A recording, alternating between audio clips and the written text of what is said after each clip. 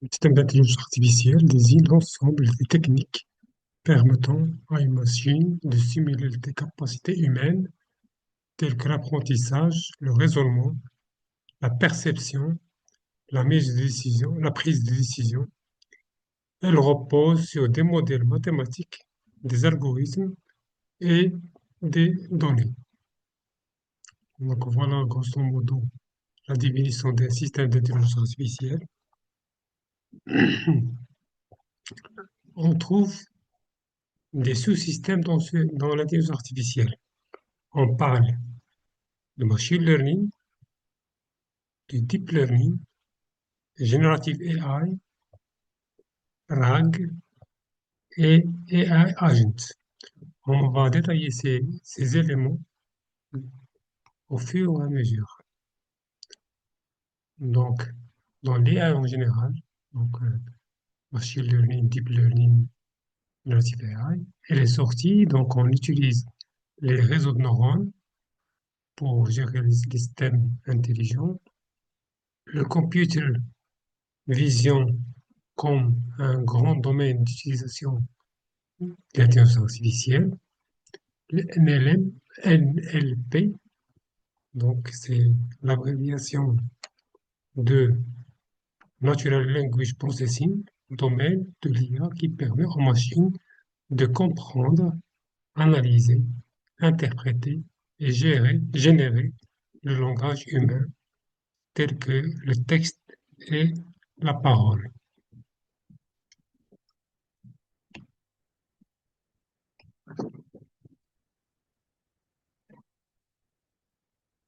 Dans le machine learning, il y a plusieurs sous-catégories. Donc en général, donc, c'est une discipline ou une technique qui permet à une machine d'apprendre à partir des données afin de faire des prédictions et des classifications. Donc, des exemples d'utilisation, la prédiction des résultats des étudiants en se basant sur l'historique des étudiants, des notes des étudiants pour prévoir comment ils vont être cette année-là en se basant sur l'historique de plusieurs années. Détection des fraudes bancaires en analysant le comportement des clients selon la région, l'âge, le, le milieu social. Donc, il y a les revenus, le métier. Donc, il y a un certain nombre de caractéristiques ou bien d'informations sur le client de la banque. À partir de ces informations-là, on peut prévoir le taux ou bien le degré de danger de ce client. Par exemple, quelques pays, par exemple, personnellement, j'ai déjà eu l'occasion de recevoir des commandes dans des systèmes qu'on a utilisés pour la gestion des conférences. Souvent, on reçoit des inscriptions des Nigériens. Normalement, des Nigériens, ça n'a pas de sens. Très peu de Nigériens peuvent réellement être intéressés par une conférence au Maroc. Donc, lorsque je trouve un Nigérien qui veut assister, qu'il paye avec une carte bancaire, il est très fort probable qu'elle soit une fraude. Donc, la région, si je trouve un client, par exemple, des pays tels que le Nigeria ou bien des pays africains qui n'est pas assez connu au niveau d'émission des conférences, par exemple, ou bien d'achat au niveau international. Donc, automatiquement, je considère qu'il y a un fort risque de fraude de carte bancaire. Donc, en même temps, lorsque je trouve un client japonais qui achète un produit marocain, il est fort probable qu'elle soit, qu'il n'y a pas de fraude. Donc, l'origine est un point. Et la situation géographique peut être un indice très important pour indiquer le, le degré de confiance d'un client. Une autre utilisation des machine learning, c'est les systèmes de recommandation. Par exemple, un client de Netflix visite souvent des films, voit certains films, des documents, des émissions en général, et à partir donc la société Netflix ou bien le cas de Netflix par exemple analyse tes, tes, tes choix. Et à partir des choix, d'un historique des choix, il te propose des séries, des films qui s'adaptent au mieux à votre désir. La même chose pour Amazon. Donc, pour l'achat des livres, de l'achat de documents, donc, il, il, il analyse ton comportement, ce que tu vises comme des sites en général, et il te propose euh, des achats des produits qui s'adaptent à votre besoin. Donc, pas seulement Amazon, les autres sites Alibaba, AliExpress, Temu, tous utilisent ce genre de système de recommandation qui utilise le deep learning pour analyser le comportement des clients. Donc, les outils les plus utilisés pour la programmation de ce genre de technique, donc il y a Scikit-learn, TensorFlow et PyTorch. Donc, en résumé, apprendre à partir des données pour prédire. C'est ça les machine learning. Donc, maintenant, nous passons aux sous-catégories du machine learning. Donc, on commence par l'apprentissage supervisé. Supervised, supervised learning. Le modèle apprend à partir de données étiquetées, labellisées. Donc, exemple, la prédiction des notes, la classification des emails, un système. Vous recevez par exemple beaucoup d'emails.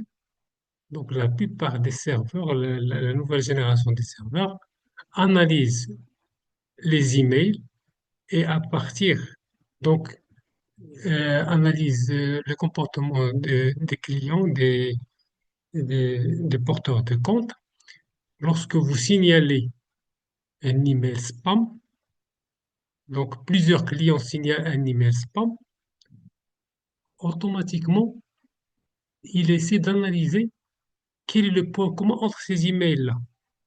Donc, à partir de cette analyse, ils peuvent dire quels sont les emails qui ont, qui peuvent être spam. Donc, la prochaine fois, automatiquement, ce genre d'email, ou bien ces émetteurs d'email, ces emails sont automatiquement envoyés vers les spams. Donc, les algorithmes les plus utilisés, donc la régression linéaire, les arts de décision, SVM. Nous passons à une autre catégorie. Donc, ça, c'est la première, c'est la supervision, l'apprentissage supervisé. Donc, les données sont étiquetées. Pour le deuxième, l'apprentissage non étiqueté. Donc, les modules, les, les données les- ne sont pas étiquetées. Donc, le modèle découvre la structure cachée dans des données. Donc, il essaie de découvrir la nature des données à partir de son comportement. Exemple, regrouper les clients selon leur comportement d'achat, segmenter les étudiants selon leurs résultats, Donc, le comportement d'achat, on peut pas mal le prévoir. Donc, le comportement d'achat, donc, l'information, je ne peux pas l'étiqueter par en avance. Donc, l'apprentissage revient en regroupant les clients selon leur comportement. La même chose, on peut, un autre exemple, segmenter les étudiants selon leurs résultats. Les étudiants susceptibles d'intérêt des écoles d'ingénieurs, des étudiants susceptibles d'intéresser un tel segment du marché du travail. Donc à partir de l'analyse où on n'a pas suffisamment d'informations dans la base de données, euh, on segmente les étudiants pour qu'on puisse les classer ou bien les orienter vers, ou bien prédire leur comportement futur. Les algorithmes connus dans ce domaine, donc les CAMIS, les DB-Scan, les PCA. Une autre, un troisième, une troisième sous-catégorie de machine learning, apprentissage par renforcement, reinforcement learning. Le modèle apprend par essai, erreur avec récompense. Donc, le domaine d'application de ces applications-là, on trouve les jeux de vidéo, on trouve les agents à jouer avec des jeux comme le Go ou les jeux des échecs. Donc, la, donc la stratégie des jeux, donc, elle peut être utilisée, on peut utiliser le reinforcement learning donc, pour comprendre le comportement des, des héros dans un jeu. Bien, on appelle les agents dans un jeu. Les robots autonomes, une autre application. Apprendre à naviguer dans un environnement complexe. Lorsque vous, on voit souvent dans des émissions des robots qui entrent en combat. Je ne peux pas prévoir le comportement du robot adversaire ou bien du robot concurrent. Donc, la situation euh, est basée sur un ensemble d'informations qui sont, qui existent, qu'on peut les avoir à partir de l'environnement. Donc, le comportement du robot devient autonome lorsqu'il reçoit une telle menace. Son comportement est réglé de telle manière qu'il répond à cette menace. Donc, ce type de machine learning, de reinforcement learning est utilisé pour une telle situation pratique. Les agents, les environnements, les concepts agents d'environnement, de récompense. Il y a une autre sous-catégorie. Donc, on a parlé de supervisé, non supervisé, mais il y a aussi semi-supervisé. Entre supervisé et non supervisé, c'est-à-dire combinaison de données, un peu de données étiquetées et beaucoup de données non étiquetées. Donc, euh, euh, les informations qui sont dans la base de données ne sont pas tous étiquetées. Par exemple, je vous donne un cas pour comprendre c'est quoi étiqueté et non étiqueté. Euh, des visages. Euh, je peux, un visage, au préalable, je peux connaître, j'ai une base de données des étudiants ou bien j'ai une photo et j'ai l'âge de l'étudiant ou bien le sexe de l'étudiant, féminin ou masculin. Donc, je, il y a des images qui sont étiquetées, c'est-à-dire l'information de l'âge et du sexe existe avec l'image. Et pour certaines photos, certains visages, je n'ai pas ces informations-là, ou bien j'ai une partie de l'information. Donc, le système n'est pas totalement supervisé et qui n'est pas non supervisé. Donc, c'est pas des visages avec l'âge qui n'existe pas. Donc, certaines données sont étiquetées. Donc, on peut travailler ce genre de données pour prévoir l'information sur ce modèle entraîné avec ce type de données pour prévoir l'âge à partir des images. L'âge et le sexe à partir des photos des visages. Classification des images avec peu de labels. Donc, ça, c'est un exemple d'utilisation.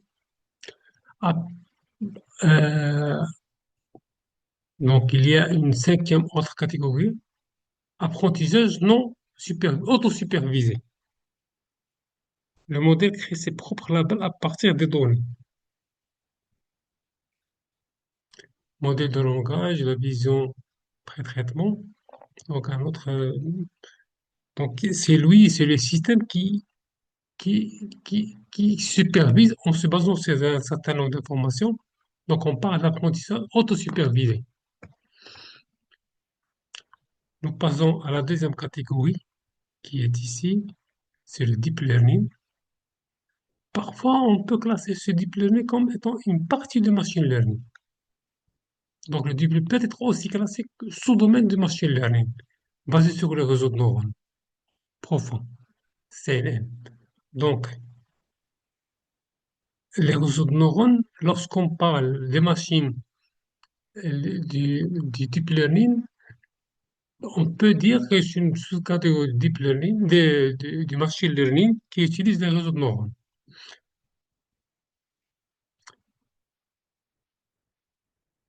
Donc, capable de prendre automatiquement des représentations complexes. Des exemples d'utilisation, c'est la reconnaissance faciale, c'est l'une des utilisations la plus importante, la reconnaissance faciale, la détection des options dans des images, l'analyse des images médicales, donc à partir de l'analyse de l'interprétation. Donc, c'est- on va détailler ça dans les exemples de deep learning, des exemples d'application de deep learning. Donc, toujours TensorFlow, PyTorch et Keras, donc les outils les plus utilisés pour le deep learning. Donc, machine learning plus réseau de neurones avancé, c'est c'est ça le deep learning.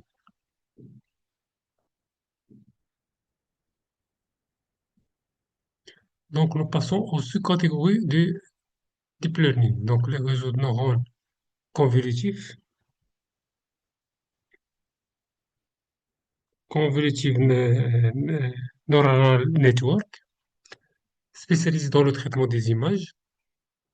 Donc, pour la reconnaissance faciale des objets et les images médicales, on trouve les outils tels que YOLO, BGG et autres. Donc, on va voir dans le TP, pour ceux qui vont faire l'Unix, donc on va voir l'application de YOLO pour la détection des objets. Il y a une autre sous-catégorie, le réseau récurrent, spécialisé dans les données séquentielles. Donc, traduction pour les systèmes de traduction automatique, la prédiction des séries temporelles, le traitement du langage. Une autre catégorie, sous-catégorie de deep learning, on trouve les transformers, l'architecture modèle utilisée dans les LLM, donc ChatGPT, donc un exemple de utiliser le BERT, donc le NLP, donc la traduction, les chatbots utilisent ces transformers euh, pour la prédiction des données dans- pour un système. Donc les chatbots donc, utilisent une banque de données fournies par les utilisateurs et qui seront exploitées pour répondre aux questions des visiteurs. Le GAN, Generative Adversarial Networks, deux réseaux en compétition, générateur versus discriminable, discriminateur. Exemple, la génération des images réalistes et le deepfake. Une cinquième sous-catégorie, les auto-encoders, réduction des dimensions et la réduction des données. Donc, c'est très important parfois de réduire la dimension et la reconstruction des données deep learning. Donc, sont utilisés pour la compression des images et la compression vidéo. Donc, on utilise ce type d'informations pour réduire la quantité de données et la détection des anomalies. Il y a aussi la diffusion, la sous-catégorie diffusion models, modèles récents pour la génération d'images. Donc, comme exemple, on peut Stable Diffusion et DALI.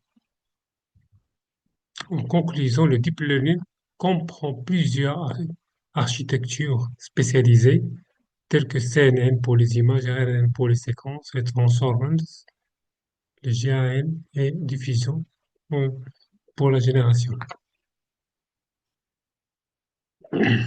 Maintenant, l'un des domaines où on utilise le deep learning de manière intensive et primordiale, c'est la vision artificielle, artificial vision. Le deep learning est la technologie principale utilisée aujourd'hui en vision artificielle.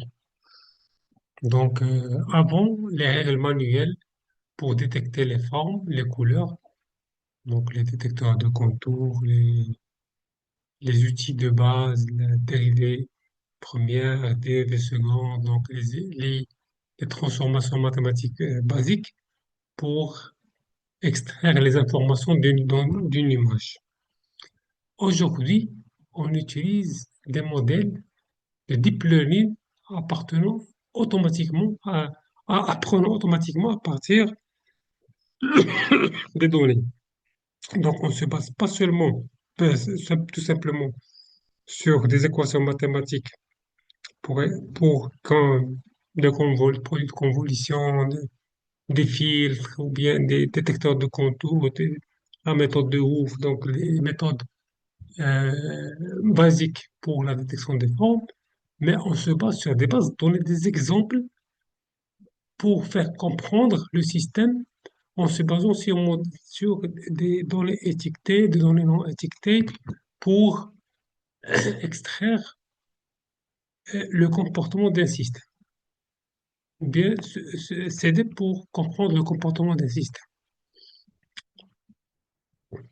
Donc, on part d'une image brute pour l'acquisition, donc une image capturée par une caméra, le pré-traitement pour l'amélioration de la qualité de l'image, l'extraction de caractéristiques pour l'identification des caractéristiques visuelles, contours, texte, texture, couleur, puis l'interprétation. C'est la détection des objets et la compréhension pour, qui est conseillé comme étant une compréhension du contenu de l'image. Donc, en partant d'une image brute, on arrive à une image où on arrive à extraire l'information dedans. Par exemple, il y a dedans euh, une voiture, un camion, un piéton. Donc, le plus important, c'est extraire l'information, la détection des objets dans l'image. Donc, on parle ainsi de la vision artificielle. Une, une projection mathématique de ça, donc une image, ça donne les raisonnements. On lui applique les réseaux de neurones pour avoir des résultats. Donc, si l'image est X, l'entrée, F, c'est le modèle de deep learning, et Y, le résultat. Donc, le résultat, c'est quoi? Par exemple, chat, visage, voiture. Donc, c'est un objet qu'on a détecté dans l'image. Ou bien, de manière plus concrète, l'entrée, c'est l'image de la caméra. Deep Learning CNN, c'est pour le traitement. Et la sortie, c'est la position du visage. En résumé, donc la vision artificielle, c'est un domaine. Le deep learning est un outil principal. Le deep learning permet à la machine d'avoir comme un humain. Donc voilà le rôle du deep learning pour euh, faire un système d'acquisition, transformer un système d'acquisition et de traitement, un système capable de, de- d'avoir une interprétation similaire à celle de l'humain en se basant sur un traitement informatique. Quelques applications de la vision artificielle, domaine de sécurité, la vidéosurveillance maintenant. Euh, il n'y a pas seulement l'enregistrement des, des, des caméras, mais vu le nombre très important des caméras et de données enregistrées dans les enregistrements, il est très difficile de revoir s'il y a un incident ou bien une surveillance qu'il faut faire, on ne peut pas la revoir en faisant le suivi des différentes caméras. Donc, une quantité de données énorme. Donc, il est indispensable de faire des systèmes basés sur le deep learning pour analyser le contenu des vidéos. Euh, Personnellement, je viens de me déplacer de Titois à Marrakech. Tout au long de l'autoroute, euh, pratiquement à chaque kilomètre, il y a une caméra qui filme les voitures, c'est-à-dire des milliers ou bien de plusieurs centaines ou bien des milliers de caméras sont éparpillées sur les autoroutes. Donc, pour analyser ces, les vidéos filmées par ces caméras qui sont en H24, branchées en H24, donc on ne peut pas se soucier, on ne peut pas se contenter de faire ça de manière manuelle. Donc, il y a à 100% des systèmes d'intelligence artificielle qui permet d'analyser dans une vidéo, donc on peut analyser détecter les, les plaques des voitures, les types de voitures, la vitesse des voitures, donc un certain nombre d'informations. Bien sûr, s'il y a en cas d'incident, la nature de l'incident, donc le trafic, bien sûr, le trafic c'est aussi c'est très important. Donc, ce sont des informations qui sont extraites à partir de ces caméras-là pour détecter pour avoir des interprétations, bien sûr, pour dans la surveillance, s'il y a des bases de données pour analyser les malveillants dans les différents dans des supermarchés ou bien d'autres endroits. Un autre domaine d'application, donc le domaine de la conduite assistée par ordinateur à la détection des piétons, c'est un domaine qui est vraiment très important. Donc l'intelligence artificielle et le deep learning occupent une place vraiment très importante pour ces systèmes automobiles. Il y a aussi l'agriculture, la surveillance des cultures, la détection des maladies, l'implantation des, des arbres, l'irrigation, donc sont totalement, donc on peut mesurer le stress hydrique dans les feuilles des différentes cultures pour évaluer est-ce qu'on aura besoin d'irriguer ou bien il y a suffisamment d'humidité qui ne nécessite pas d'irrigation des terres. Donc, les systèmes d'intelligence artificielle aident énormément à la rationalisation et l'automatisation des tâches des systèmes-là. Il y a aussi le domaine du commerce, la reconnaissance des produits, la gestion des stocks, donc pour l'optimisation des stocks. Donc, tout dépend des commandes.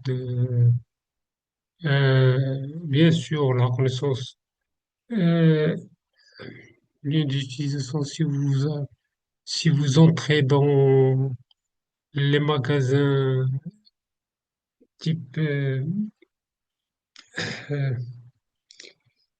certains magasins utilisent la reconnaissance des produits en se basant sur la photo des produits. Donc, la classification des produits là, maintenant, surtout en Chine, ils, euh, ils utilisent ces systèmes-là pour identifier les produits achetés par un client, aussi bien dans la gestion des stocks et le comportement, bien sûr, des clients. Un grand autre domaine d'utilisation de l'intelligence artificielle, c'est l'analyse des images médicales pour le diagnostic. Donc, euh, le médecin, euh, il est face à une quantité d'informations, de données qu'il est très difficile d'interpréter. Et il a besoin de connaître, bien sûr, l'historique du patient et de le comparer avec d'autres patients, voire avec des milliers de patients. Donc, pour diagnostiquer, faire un bon diagnostic, il a besoin de comparer les données d'un patient avec les bases de données existantes d'autres patients pour prédire quel est le meilleur traitement à faire et surtout pour les cas qui ont pu guérir, qui se trouvent dans la base de données. Donc, l'analyse et la segmentation des données et l'interprétation des données utilisent énormément le deep learning pour analyser les images et les comparer avec d'autres images étiquetées et non étiquetées pour prendre une décision pour une maladie ou bien pour un traitement. Donc, en général, la vision artificielle, il y a des techniques obsolètes, les modèles hybrides, la dictionary learning models, donc les modèles traditionnels de feature-based approaches. Maintenant, actuellement, pour la détection des objets, donc pour l'agriculture ou bien la route, donc on utilise les CNN-based approaches, les transformers, la vision language models, donc les différentes techniques qui sont utilisées pour détecter les objets, donc tels que YOLO, donc SST, donc les techniques qui permettent de détecter les objets dans l'image, les techniques récentes qui permettent de détecter les objets dans l'image. Euh, dans la partie TP, on va voir pour ceux qui vont faire le TP de Linux, la formation de Linux, et pardon, Python. Donc on va voir YOLO, l'algorithme YOLO, You Only Look Once, donc un algorithme qui permet de détecter plusieurs objets simultanément.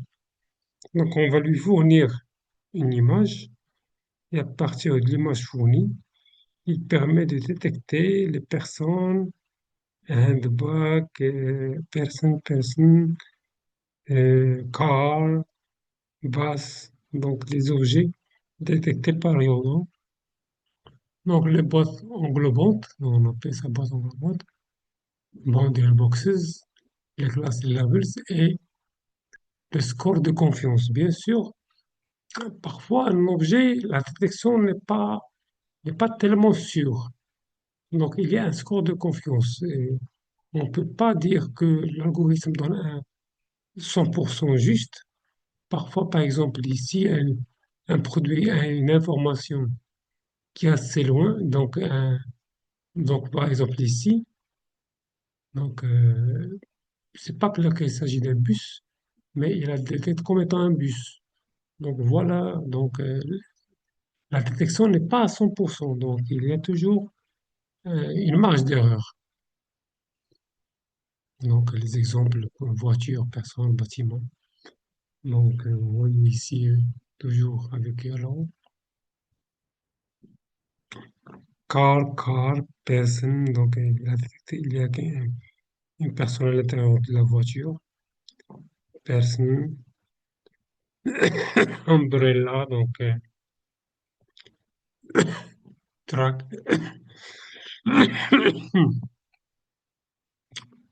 Et une chose qui est vraiment importante, c'est la possibilité d'étudier un flux d'images. Pas seulement une image fixe, mais un flux d'images, c'est-à-dire une vidéo en streaming, et détecter au fur et à mesure les personnes, les voitures. Donc, c'est pour détecter la vitesse, le sens de déplacement, c'est ça le plus important. Pas seulement. Donc, parfois, l'information n'est utile lorsqu'elle est en temps réel. Si j'obtiens l'information après un certain temps, ça n'a plus de sens.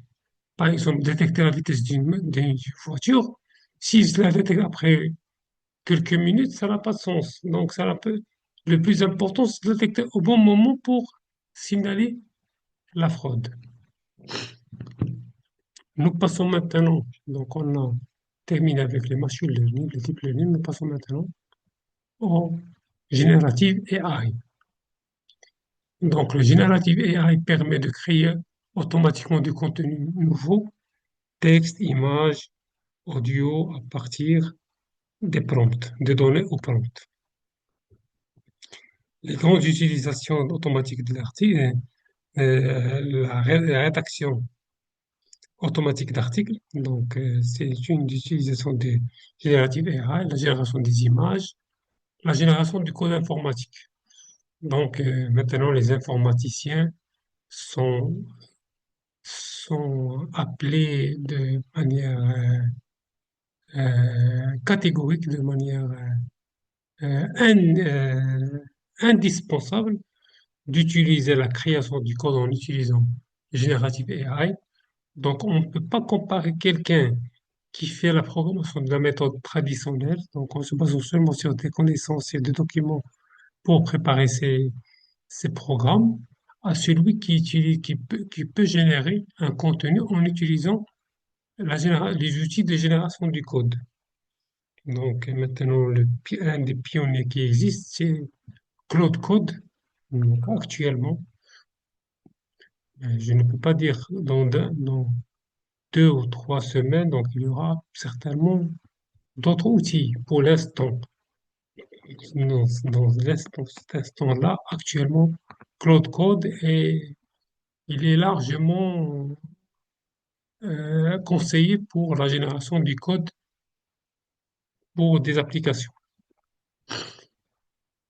Bien sûr, il y a plusieurs moyens. Donc, il y a la possibilité, lorsque je parle de génération du code, parfois génération du code de l'application du A à Z, parfois génération de quelques modules, ou bien la correction du code.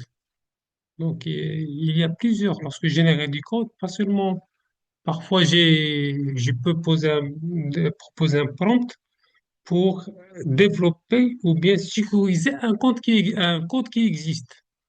Le code déjà développé, une application ou bien une application déjà développée, mais il y a un risque ou bien des failles.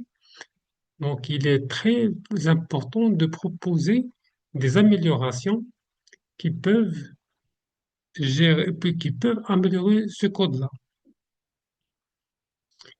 Les outils les plus utilisés, ChatGPT, DAL, DALL-E, Midjourney, donc il y a Claude Code.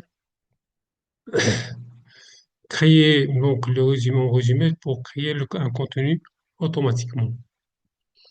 Donc, dans les génératives AI, on trouve génération du texte sur LLM, génération du code, programmation, génération des images, génération des audios, génération des vidéos. Vos vidéos, c'est une suite des images et qui peut contenir de l'audio. Donc, on parle ainsi de multimodal. Multimodal, c'est-à-dire qui peut contenir un peu de tout. Donc, on peut générer une vidéo qui contient de l'audio, qui peut contenir du texte, donc pour le sous-titrage. Donc, le multimodal, c'est là une combinaison de deux ou plusieurs sous-catégories de Generative AI. Donc, génération du texte du LLM pour la production de contenu textuel. Donc, des exemples, rédaction, résumé, traduction, outils tels que ChatGPT, Claude, DeepSeek. Donc, les plus utilisés. Bien sûr, Gemini.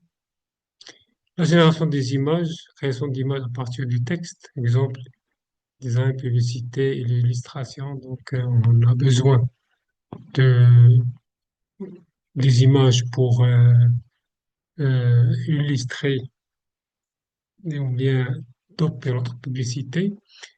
L'un des outils les plus utilisés, c'est Midjourney, Dali. Donc, pour la génération d'audio, certainement, donc on va revenir sur certains outils de génération d'images et certains outils de génération d'audio. Donc, des exemples pour la création de la voix ou bien de la musique. Pour la narration, assistants vocaux. Les outils, un des outils qui existe dans le marché, donc qui est très connu, c'est Eleven Labs.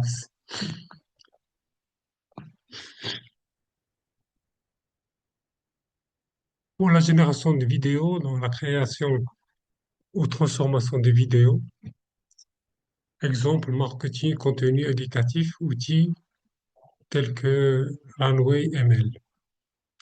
Génération du code, production automatique du code informatique, donc ou des exemples de développement assisté, outils euh, GitHub, Copilot. Maintenant, Claude se combine très très bien avec Visual Studio Code. Donc, c'est un plugin qui s'intègre de Claude, qui s'intègre, qu'on peut l'intégrer avec Claude Code, malheureusement, c'est payant. Donc, pour l'utiliser, le Claude Code, je pense, la version actuelle, c'est à 17 dollars, qui te permet de l'intégrer dans Visual Studio Code et de l'exploiter, bien sûr, en ligne.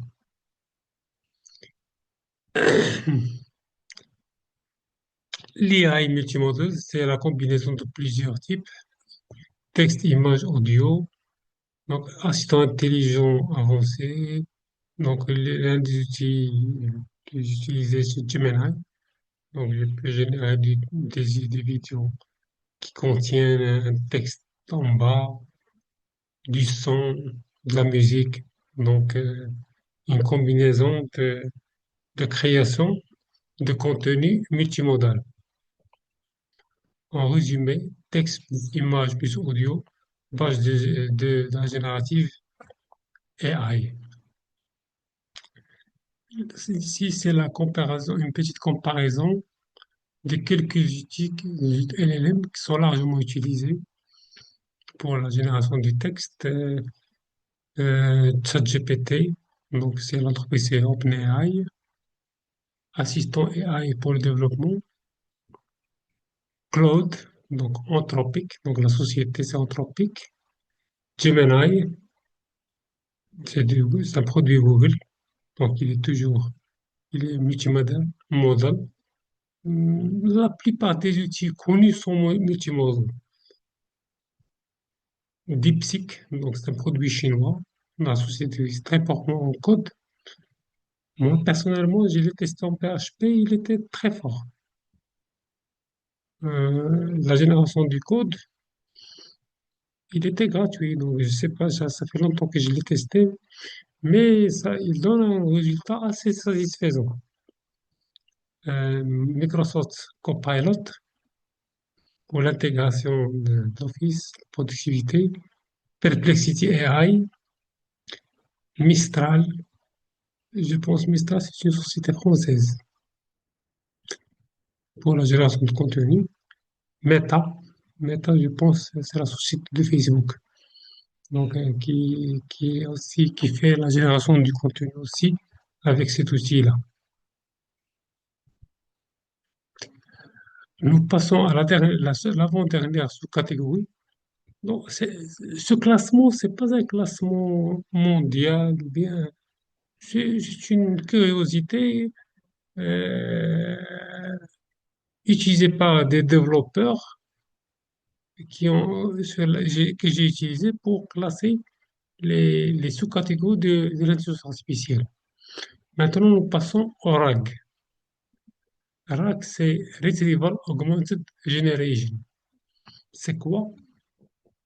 C'est une architecture qui combine la recherche d'informations dans des documents et la génération de réponses avec un modèle de langage.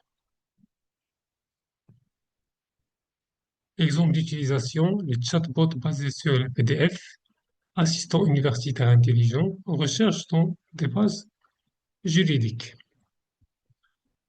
Euh, je reviens à ces exemples-là. Donc, pour chatbot, chatbot, c'est quoi? C'est un outil. La plupart des sites récents utilisent des assistants de nouvelle génération. Au- anciennement, on utilisait le simple help. Donc, on cherche dans le help, et on doit lire beaucoup de documents pour trouver la bonne réponse. Le chatbot, c'est plutôt un outil, c'est un petit bonhomme qui sort quelque part dans le site et qui peut nous permettre de poser une question et il a une certaine intelligence pour répondre aux questions. Bien sûr, sa base souvent sont des documents d'aide, de PDF, mais qui sont alimentés et orientés pour être une base de connaissances pour ces robots-là, donc ces chatbots-là, pour répondre aux questions des visiteurs d'un site. Donc, il y a aussi les assistants universitaires intelligents, euh, par exemple les outils de traduction instantanée. Il y a maintenant des outils qui se basent, qui interprètent la parole et qui offrent la traduction instantanée. Donc, ils utilisent des assistants intelligents pour répondre. Un des domaines que je trouve vraiment un très bon domaine à citer, c'est le domaine juridique. Je ne peux pas mettre mes données, les données par exemple du ministère de la Justice ou bien d'un tribunal dans ChatGPT, non.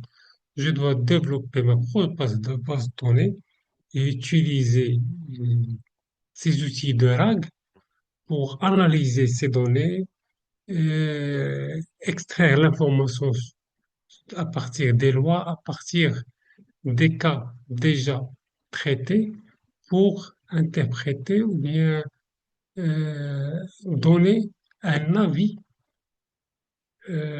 au juge, au tribunal pour prendre une décision selon d'anciens cas dans la base de données, dans les bases de données.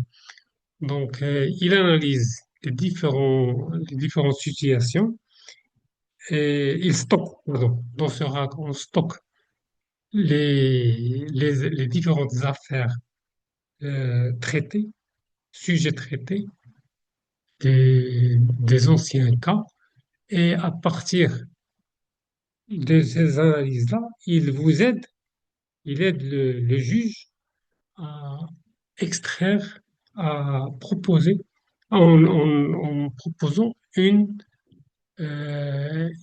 un jugement en se basant sur des cas similaires. Donc, au lieu de faire ça manuellement, maintenant avec ces systèmes RAG, on peut faire ça de manière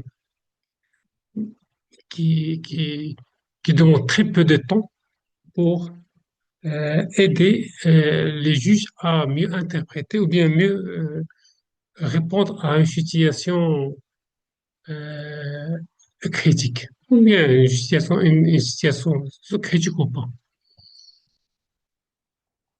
Les outils les plus utilisés, LongChain, LlamaIndex, Face. En résumé, chercher l'information puis générer la réponse. Donc, un tableau comparatif des produits RAG ou open source, LlamaIndex, LongChain, iStack, le WISE, donc l'outil de données, la principale utilisation, donc LlamaIndex, collecter des documents, PDF, des API, SQL, etc. pour créer des index à des moteurs et des méthodes de recherche, des moteurs de requête pour les applications RAG. Donc voilà les URL des outils. Donc moi j'ai essayé de vous proposer les outils open source RAG. Nous passons à la dernière catégorie, c'est AI Agent.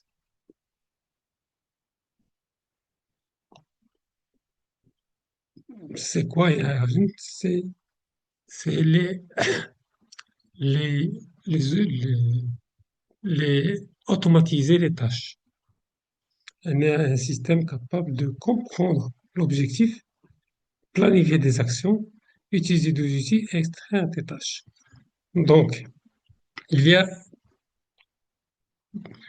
un objectif. Il doit planifier des actions. Elle doit utiliser des outils d'intelligence artificielle. Et en, en utilisant ces outils, il donne des rapports qui aident à exécuter des tâches. Par exemple, je vous donne un exemple, par exemple, concret. J'ai fait, par exemple, la détection des objets dans une circulation de voitures. J'ai détecté les voitures. Je peux faire un système qui, qu'est-ce qu'il fait? Qui prend les informations à partir de la route, à partir de la caméra, des caméras qui existent. Il analyse le trafic. Et en basant sur cette analyse-là, sur cette analyse, il va prendre des décisions, c'est-à-dire appeler à renforcer les points de péage, appeler la police s'il y a des fraudes, les agents en ligne s'il y a des fraudes. Donc, le système est automatisé. Il analyse les informations et il prend des décisions. Donc, et il exécute. Donc, à partir d'un certain nombre de types de tout, de données reçues, donc, il peut planifier et exécuter des tâches. Donc, ils ont utilisé son assistant automatique pour la création. Donc, je peux utiliser dans la messagerie, lire un message ou lire les messages, surtout lorsque vous faites la vente en ligne, vous avez un système. Je prends par exemple le cas de AliExpress ou bien Temu. Donc, ils reçoivent des milliers, voire des millions de commandes. Et il faut les classer. Voilà, dans ces catégories, il y a des produits de luxe. Il y a ici les produits consommables, ici les produits euh, euh, d'électroménager. Donc, à partir il doit lire le message et interpréter selon les cas. Donc, ces systèmes-là, pas certainement. Il est, à 100%, il utilise des agents, des AI agents pour analyser les messages et analyser les requêtes des clients. Donc, automatisation des tâches complexes, système multi-étapes intelligent. Donc, on peut faire en cas de, par exemple, en cas d'électroménager, envoyer la requête à, par exemple, à une telle division. En cas de consommable, envoyer à une telle division. En cas de réclamation, euh, voir les antécédents des réclamations du même client, les antécédents du même client et prendre une décision en se basant sur les antécédents de ces réclamations. Donc, il y a un certain nombre de situations qui sont vraiment, qui peuvent vraiment aider à automatiser les tâches et minimiser énormément le temps d'exécution. Bien sûr, en se basant sur les outils AI. Donc, entre GPT, Grow AI, Grow AI et LangChain comme des outils. En résumé, une AI qui réfléchit et agit. Donc, une petite comparaison avec des outils multi-agents, LangChain, Grow AI, AutoGPT, AgentGPT. Donc, une synthèse globale. Machine learning, apprendre à prédire. Donc, la base, c'est la prédiction. Donc, on donne, il y a des bases de données, des bases de connaissances, pas, des bases de connaissances. En se basant sur ces bases de connaissances, il va faire une prédiction. On fait une prédiction se basant sur ce qu'on a comme cas déjà. Par exemple, je donne des vis et des clous. J'ai des photos pour des vis et des photos des clous.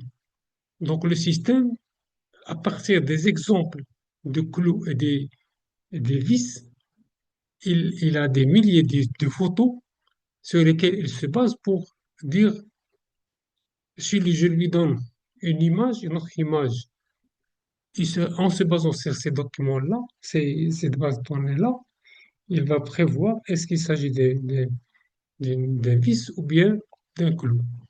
Donc, apprendre à prédire. Le deep learning, c'est apprendre avec les réseaux de neurones.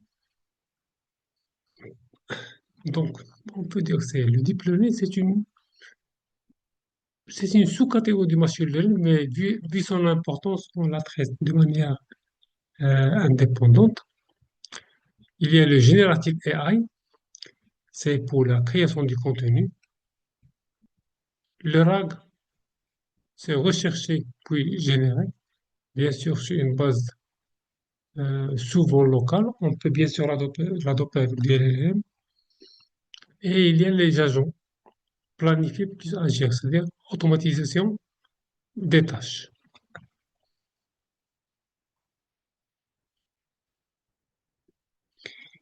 Nous commençons maintenant avec un exemple très pratique. Nous travaillons avec un système qui existe en ligne. Donc, nous allons tester le notebook LM. Dans quelle catégorie? C'est un outil de génération AI, générative AI, un assistant de recherche et d'apprentissage. Positionnement, donc c'est une application proche de la logique RAG, car elle répond à partir des sources fournies. Usage pour faire des résumés, questionner, structurer, transformer des documents en guide d'études, audio, carte mentale, infographie ou slide. Donc, c'est pour la tarification il y a une version gratuite. Donc la version gratuite, elle est riche en fonctionnalités pour l'instant. Donc peut-être après quelques semaines, après quelques mois, la version gratuite devient beaucoup plus limitée. Donc avec option payante, plus de capacité, bien sûr, lorsque j'utilise la version payante, j'aurai plus de capacité pour ces notebooks LM.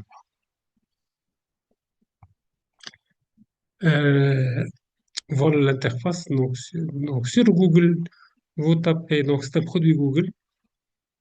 Donc sur Google, tapez directement Notebook LM pour récupérer le lien. Ici, lorsque vous entrez, donc il va vous demander l'authentification. Donc choisissez l'authentification Google. Utilisez votre email institutionnel ou bien votre compte Gmail pour accéder à la plateforme. Il y a les featured books, donc il vous donne des exemples d'utilisation de ces notebooks et vous pouvez créer un notebook. Si je reviens, par exemple, au site de ce notebook LM,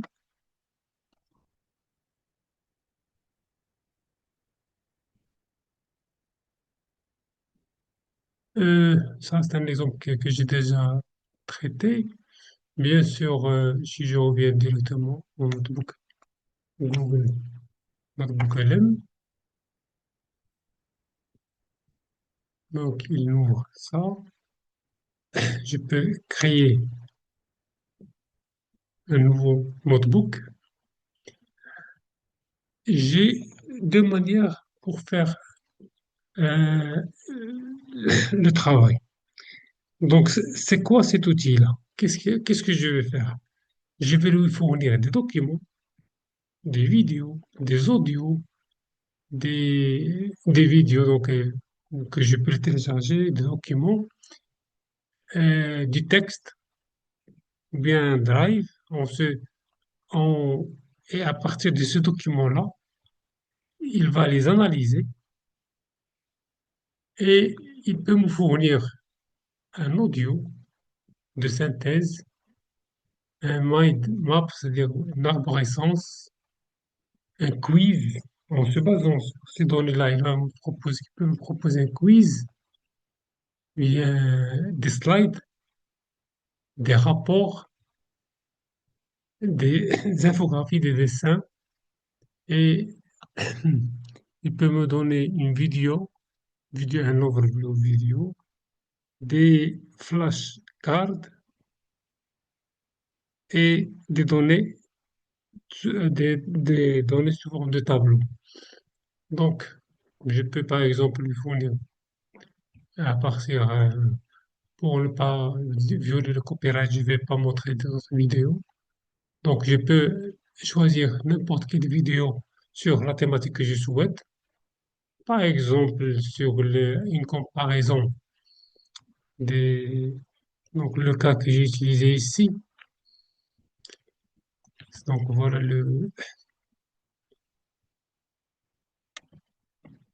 un prompt, le prompt que j'ai utilisé, compare ChatGPT, Claude, Copilot et Gemini.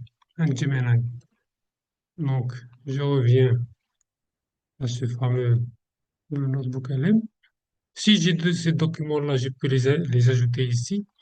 Une fois je les mets ici, ils vont être affichés là. Donc, je peux me baser sur plusieurs documents, comme je peux faire une recherche ici.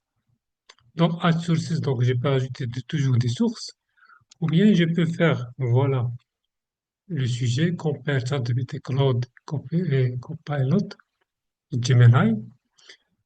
Je peux faire deux types de recherche. Donc, la base de connaissances, je, il se peut que c'est moi qui donne cette base de connaissances, comme je peux lui donner fast search ou bien deep search. Donc, je fais un fast search en faisant la comparaison, en se basant sur ce script-là, cette demande-là.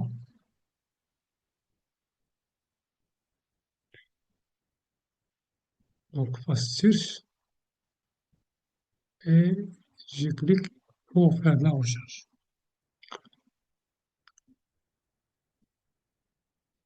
Donc, il va faire sa recherche pour me proposer une série. Donc, il a proposé une série de documents.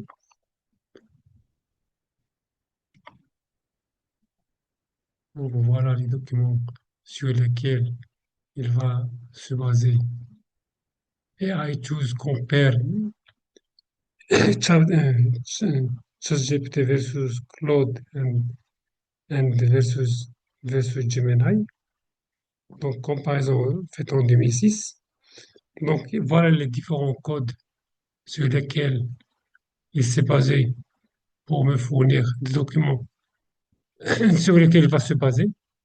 Je peux bien sûr toujours ajouter d'autres, importer, ajouter mes propres bases de connaissances pour cet élève-là. Une fois c'est fait, je peux faire un audio. Donc, en se basant sur ça, je peux proposer, voir mind map. Donc, import. Donc, j'ai importé ces documents-là. Donc, je les ajoute comme une base de connaissances. Il va prendre un petit peu de temps pour les considérer comme base de connaissances. Et je vais faire, par exemple, mind map.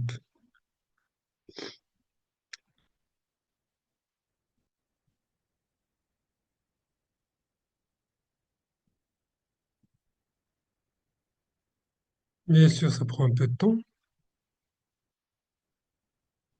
Donc, il est en train de générer le contenu. La première des choses, il a fait un petit résumé.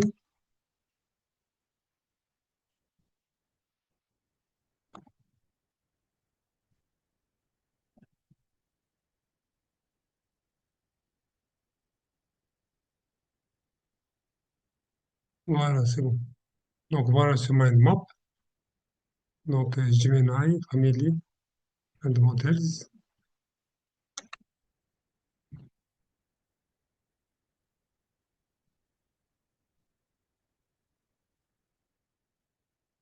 Un écran, donc je peux, il veut me donner ça sous forme d'une architecture map. Donc, novel in context learning. Donc, il vous donne, par exemple, dans context learning, il vous donne les différents outils.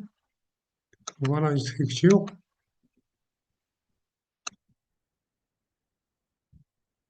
faite.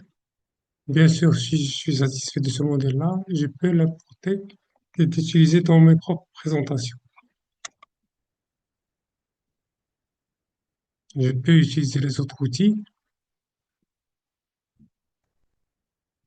donc les différents outils. Donc, je vous donne, je reviens à ma présentation. Pour ce cas-là, donc, voilà le planning. Par exemple, le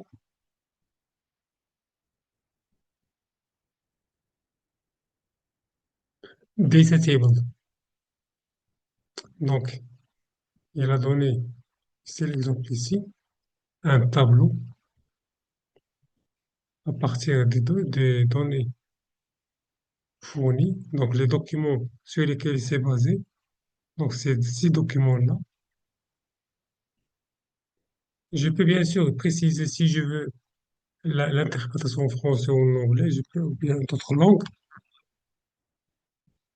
Les modèles IA, les développeurs, test de contexte, capacité de codage, points forts principaux, abonnements, données utilisateurs. Donc, à partir de ces documents-là, il a pu faire une comparaison dans ce tableau-là. Les abonnements, par exemple, ChatGPT 20 $ par mois, pratiquement la même chose avec Claude. Gemini, donc les abonnements pour la version, la première option, pratiquement là, c'est le même tarif. Et voilà les sources qu'il a utilisées, le 1 et 4, c'est-à-dire, il s'est basé sur ce document-là et ce document-là. Donc, je l'oriente en se basant sur ce que je souhaite. Donc, il ne va pas faire des documents de toute l'Internet, mais seulement en se basant sur ces documents-là. Donc, exemple de graphique, un autre LLM, un autre notebook, en se basant sur d'autres vidéos. Donc, voilà la vidéo qu'il m'a proposée. All right, today we are diving into something that is completely changing the game in labs, libraries, and universities everywhere. We're talking about how you can use AI to seriously speed up your academic and scientific work. So, Donc, voilà une autre recherche que j'ai fait sur sur tout ce qui est académique, l'IA dans l'académie, donc l'IA dans l'utilisation, dans l'éducation. Donc, à partir, je lui fournis un certain nombre de documents et je lui demandais de me créer une vidéo de synthèse de ces documents-là. all right, today we are diving into. Voilà un autre outil qui existe dans cette catégorie, donc il est là. C'est l'outil infographique. Donc voilà l'infographie qu'il m'a proposé pour un autre. J'ai demandé euh, c'est quoi le notebook LM, l'utilisation de notebook LM. Il va, et j'ai lui fourni un certain nombre de vidéos et en se basant sur ces vidéos et d'autres et d'autres sites qui donnent des informations sur notre notebook LM, il m'a proposé ça comme infographie qui explique, qui me donne une idée sur ces documents utilisés en référence. Donc voilà, grosso modo, un exemple. Donc avant de passer à autre chose, donc, je vais vous montrer un projet à faire. Pardon.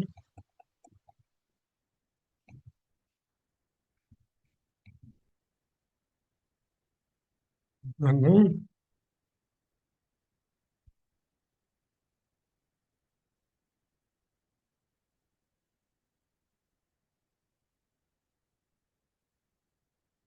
Oui. Donc, pour tous les étudiants, un mini-projet puisque vous avez 2 semaines de congé. Donc, tout étudiant doit me préparer une vidéo de 3 minutes. C'est comme la compétition de 3 minutes thesis. Donc, 3 minutes pour décrire sa thèse. Donc, il doit préparer en se basant sur ce qu'il a fait dans sa thèse, ce qu'il fait dans sa thèse, un script, c'est-à-dire le contenu vidéo, audio qui va accompagner la vidéo, utiliser ChatGPT ou Claude, version gratuite, pour améliorer ce discours et de le mettre sur 3 minutes. Euh, Utiliser par exemple ces outils-là, ce sont des propositions. Donc, utiliser Canva pour générer ou bien préparer les slides. Euh, Moi, j'ai préconisé pour la voix utiliser du naturel. Mais vous pouvez tester. Donc, vous pouvez tester Evelabs donc pour générer un discours à partir du texte. Donc, qui va lire votre texte avec une voix humaine, une voix robotisée, une voix humaine. Choisir les voix qui existent. Mais moi, pour l'instant, pour une première version, optez pour votre voix réelle. Utilisez pour l'enregistrement OBS Studio. Donc, c'est un outil totalement gratuit. Donc, utilisez-le. Le. Et pour le montage, utilisez l'Oscat. Donc, l'Oscat ou bien CapCut. Il y a plusieurs outils. Donc, L'OS4, c'est le plus simple et le plus basique. Non, pas vraiment des outils bien avancés, mais il est très, très, très bien pour le montage pour un débutant. Et le sous-titrage, ça, on va le laisser à la fin. Donc, pour l'instant, essayez de préparer une vidéo, donc une présentation, donc un maximum de 3 slides pour décrire votre thèse. Essayez de faire des slides avec un minimum de texte, donc pas beaucoup de texte dans les slides. Euh, un script qui est très bien préparé, c'est-à-dire la parole qui va accompagner le PowerPoint, et vous faites apparaître quelque part votre visage pour l'illustration et l'accompagnement de la vidéo, de votre vidéo de thèse. Merci beaucoup et bonne chance. Donc, ça, c'est un travail obligatoire.